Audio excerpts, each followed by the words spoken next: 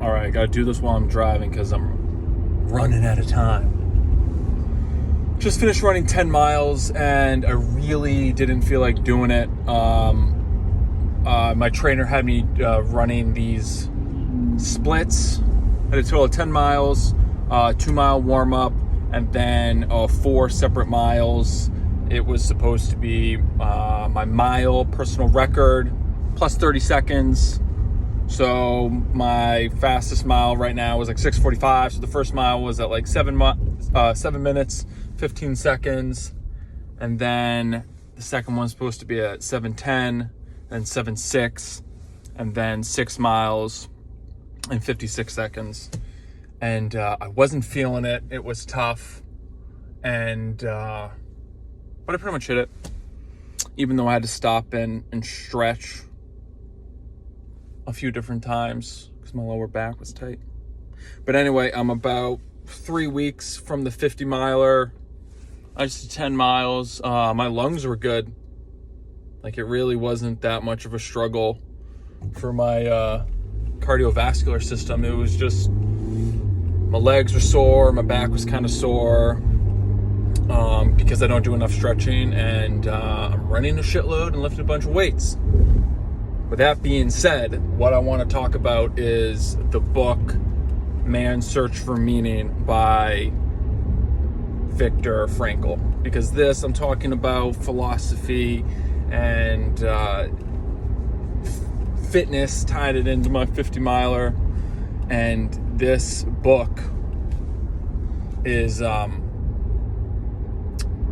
would say, one of the more influencing books, more affecting books that I've read. Viktor Frankl was a doctor that ended up in a concentration camp. He was European. I don't remember, was he Swedish? I don't remember exactly where he's from. But anyway, he ended up in the concentration camp and it sucked. Needless to say, pretty much everyone in his family died, so they were murdered, and he almost died. He got really sick, shocking, in a freaking concentration camp, and yeah, he talks about in the book what kept him going was his manuscript that he had. He was in the process of writing a book.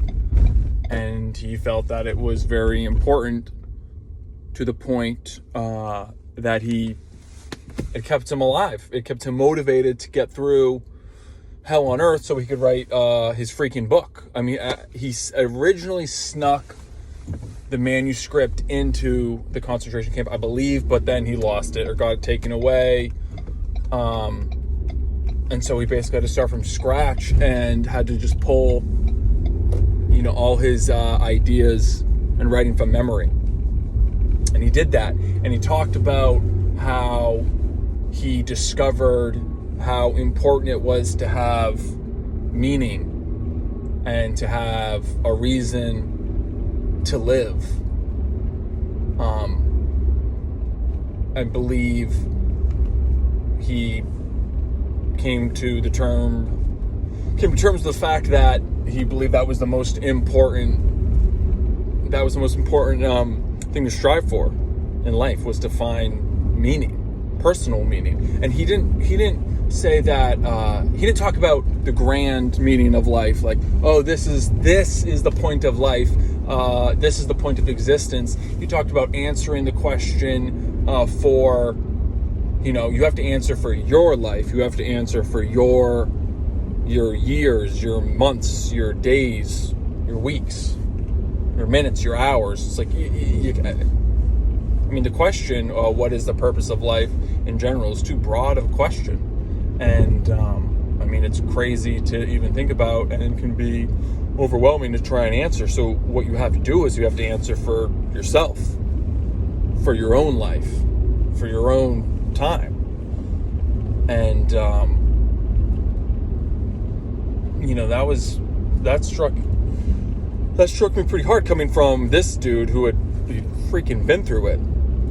There's one story in the book where he talks about they're being transferred from one concentration camp to another, and I guess someone in the cattle car, because they were transported in these vehicles that were usually used to transport cattle, and someone had said, it's like, all right, if we go over train tracks or something, then we're going to Auschwitz, and if we don't, then we're going to a different concentration camp.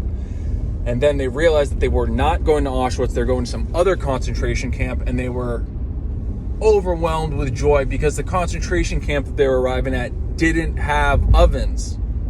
And that just freaking blew me away. These dudes were stoked to get to a concentration camp. I mean, who would think one's going to have positive emotion arriving at a concentration camp? But when you put it in context, it's either this one or fucking Auschwitz.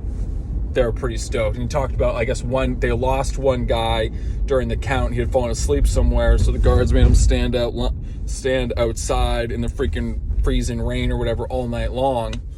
But they were all just smiling the whole time because they were so hyped to not be at Auschwitz. I mean, it's fucking crazy. And yeah, and then he got out, came to America, and when I was reading about him, not in the book, but I was reading about his life afterwards, he said something that I thought was a really interesting point, that the Statue of Liberty needs a matching statue. Maybe not a matching statue, something on the other end. The Statue of Liberty needs another statue on the West Coast, the Statue of Responsibility. And we haven't built it yet. Consider I'm out here in Long Beach. Maybe that's a good place to have one. So yeah, Viktor Frankl, Man's Search for Meaning. Great book.